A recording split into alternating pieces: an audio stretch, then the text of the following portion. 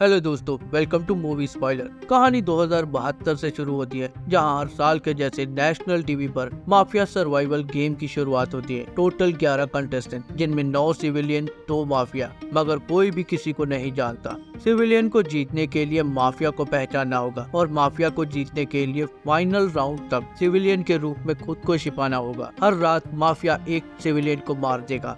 जितनी जल्दी वो माफिया को पहचान लेंगे, उतनी ज्यादा जानें वो बचा सकते हैं। इस साल इनाम की राशि है $1 अरब।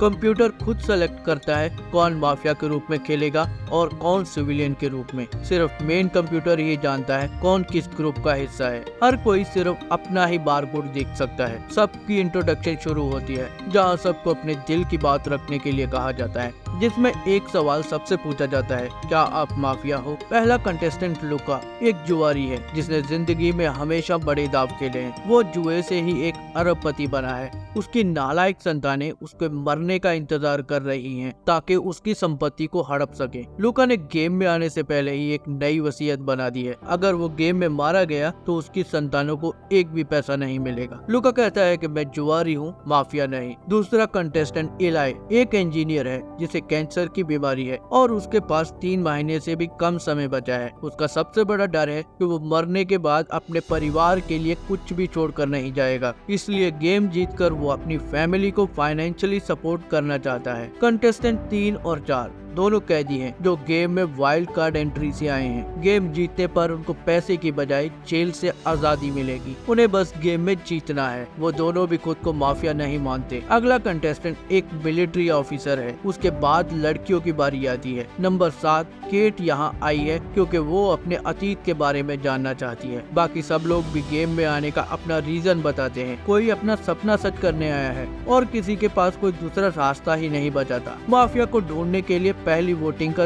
10 मिनट का टाइमर शुरू होता है। मैरी को शक है कि कैरन एक माफिया है। वो एक बैलेरिना डांसर थी। एक एक्सीडेंट के कारण उसके लिए सब कुछ खत्म हो गया था। उसकी जान तो बच गई थी, मगर उसको अपना कैरियर पीछे छोड़ना पड़ा था। वो सिंथेसाइज मसल पैर लगवाकर फिर से अपना कैरियर आगे बढ़ाना चाहती है, मगर ऑपरेशन और सिंथेसाइज मसल का खर्च उसकी पहुंच से बाहर था। अब तक बहुत मेहनत करने के बाद भी वो खर्चे का 10% से भी कम जमा कर पाई थी। इसीलिए वो इस गेम में आई थी ताकि अपने सपने को पूरा कर सके। उसके साथ एक आदमी पीटर भी गेम में आया था जो उसको बचाना चाहता था। माफिया को पहचानने के लिए वोटिंग शुरू होती है। मैरी के खिलाफ 6 वोट जाते हैं। अब बारी थी उसका बारकोड स्कैन करने की। क्या सबने सही फैसला लिया है या नहीं? मैरी एक सिविलियन निकलती है, मगर गेम्स के रूल के हिसाब से उसको मरना होगा। इलेक्ट्रिकल चेयर उसको एक मशीन के अंदर ले जाती है। उसे एक ऐसी दुनिया में छोड़ दिया जाता है जहाँ चारों तरफ जंगल और तेज बिजली चमक रही थी। वो बिजली से बचने के लिए भागती है और आगे रास्ता खत्म हो जाता है। एक तरफ समंदर और दूसरी तरफ खतरनाक बिजली की लपटें। वो बचने के लिए समंदर में कूदने लगती है,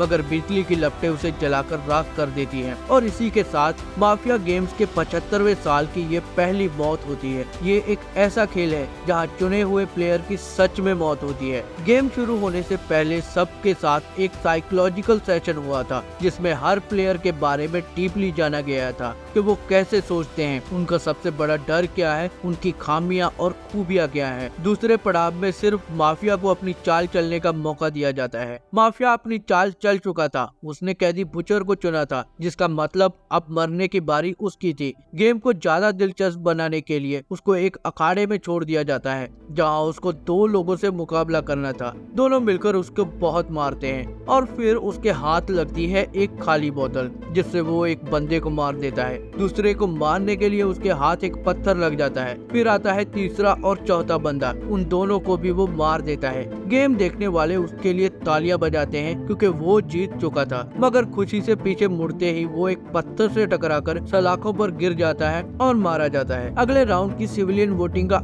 8 मिनट का टाइमर शुरू होता है। एक प्लेयर कॉन्स्टेंटाइन को बचपन से भविष्यवाणी का उपहार था, जिससे वो किसी का भी भविष्य बता सकता था। उसका सबसे बड़ा डर उसको अपने बुढ़ापे में मरने का था। उसके हिसाब से माफिया पीटर है। सब लोग अपनी वोट देते हैं। कॉन्स्टेंटाइन के खिलाफ 3 वोट जाते हैं और पीटर के खिलाफ 6 वोट जाते हैं, जिसके बाद वोटिंग का रिजल्ट आता है। पीटर एक निर्दोष सिविलियन था। उसको एक बोट में समंदर के बीच अकेला छोड़ दिया जाता है, जहाँ चारों तरफ शार्क मछलियाँ थी। उसकी नाव में छेद हो जाता है और नाव में पानी भरने लगता है। वो एक शार्क को घायल कर देता है, जिसे खाने के लिए सारी शार्क उस तरफ चली जाती हैं। पीटर को बचने का एक मौका मिल जाता है और वो तैरकर बाहर निकलने की कोशिश करता है, मगर किनारे तक पहुंचते ही जमीन खिसकने लगती है और वो पानी में डूब जाता है, जिसके बाद वो शार्क मछलियों का खाना बन जाता है। 3 सिविलियन मारे जाने के बाद सिविलियंस को एक और मौका दिया जाता है माफिया को ढूंढने का। ये सब देखकर वॉल्टर बहुत उतावला हो रहा था। वॉल्टर 45 साल का एक मिलिट्री ऑफिसर है। बहुत सारी लड़ाइयाँ लड़ने के बाद वो एक मानसिक रोगी बन गया था। उसकी गलती ने बहुत सारे जवानों की जान ले ली थी। वो गेम में ये पता लगाने के लिए शामिल हुआ था कि क्या वो एक और दिन जिंदा रह सकता है। अगला कंटेस्टेंट आइवन 18 साल का एक लड़का था,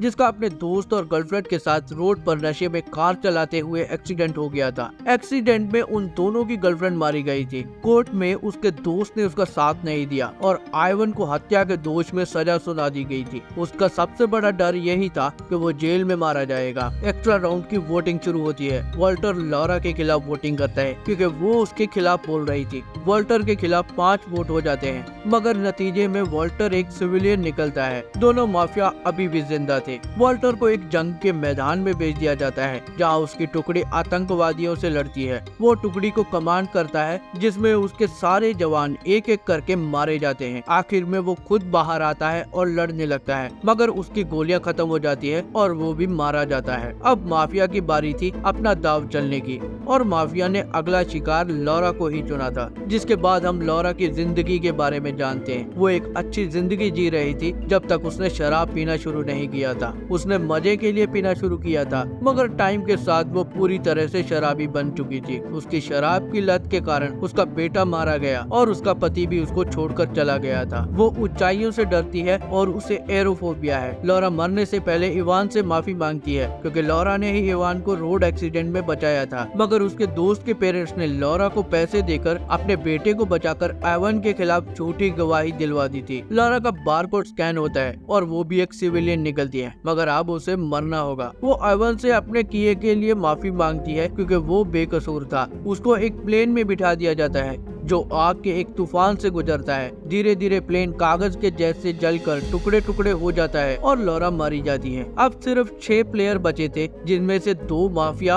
और 4 सिविलियन हैं। अगली वोटिंग के लिए 4 मिनट का टाइमर मिलता है। कॉन्स्टेंटाइन सबको इवान के खिलाफ वोटिंग करने के लिए कहता है। इवान के खिलाफ 3 वोट होते हैं और कॉन्स्टेंटाइन के खिलाफ 2। इवान एलाए के खिलाफ वोट करता है, क्योंकि वोटिंग में जीत हार का फैसला करने के लिए पूर्ण बहुमत चाहिए, इसलिए वोटिंग दोबारा शुरू होती है, जिसमें सिर्फ इवान, कॉन्स्टेंटाइन और एलाए के लिए ही वोटिंग होगी। सब लोग दोबारा वोटिंग करते हैं। अब कॉन्स्टेंटाइन के खिलाफ 3 वोट और एलाए के खिलाफ 1 वोट जाता है। कॉन्स्टेंटाइन खुद के लिए वोट करता है, जिससे उसके खिलाफ 4 वोट हो जाते हैं। रिजल्ट सामने आता है और वो एक माफिया निकलता है। उसको एक बिल्डिंग में छोड़ दिया जाता है, जहाँ उसकी उम्र ढलने लगती है और वो बूढ़ा हो जाता है। यही उसका सबसे बड़ा डर था कि वो बूढ़ा होकर मर जाएगा। इसी तरह उसकी जान निकल जाती है। अब सिविलियन के सोने और माफिया की अगली चाल का टाइम होता है। माफिया ने इवान को चुना था और वो एक निर्दोष सिविलियन था। पहले वो कहता है कि मैं निर्दोष साबित हुआ हूँ, मेरे लिए इतना ही काफी है। वो अपनी माँ से माफी मांगता है कि वो एक अच्छा बेटा नहीं बन सका। उसका सबसे बड़ा सपना अपनी माँ को समंदर के किनारे ले जाकर उसके साथ घूमना था।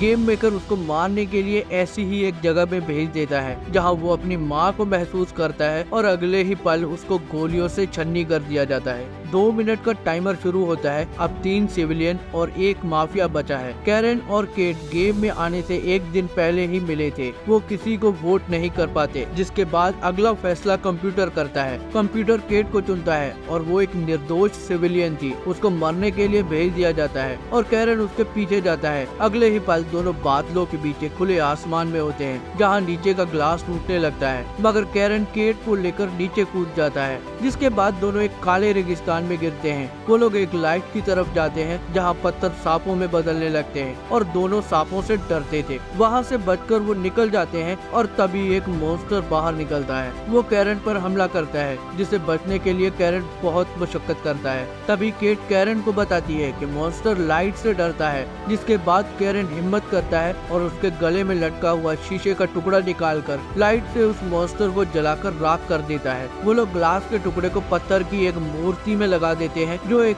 आग की तरह बना हुआ था, जिसके बाद उनको एक घर मिलता है। यहाँ केट की पुरानी यादें सामने आ जाती हैं। यहीं पर केट को अपनी माँ के बारे में पता चलता है, मगर केरन उसको अपने डर को बुलाने के लिए कहता है और दोनों गेम मेकर के पास पहुँच जाते हैं। अब गेम में एक माफिया और एक सिविलियन बचता है और गेम के रूल्स के हिसाब से इस कंडीशन में विजेता माफिया होगा। गेम मेकर केट और केरन को हमेशा के लिए गेम में फंसा देता है। गेम का विनर इलाई बनता है, जो एक माफिया था। वो अपने परिवार के पास जाता है, जिसके बाद वो 10 महीने तक जिंदा रहा, भले ही डॉक्टर ने उसे 3 महीने का टाइम दिया था। लूका इस गेम में भी लकी रहा और बच गया। उसने अपना सारा पैसा अपने पोते पोतियों को देने की बजाय उस अनाथ आश्रम को दे दिया जहाँ केट बड़ी हुई थी। और इसी के साथ हमारी मूवी का एंड होता है। जाते जाते लाइक, शेयर और सब्सक्राइब का बटन दबाते जाना ताकि दोबारा आपसे मिलने का मौका मिल सके। चैनल को सपोर्ट करने के लिए आपका दिल से शुक्रिया।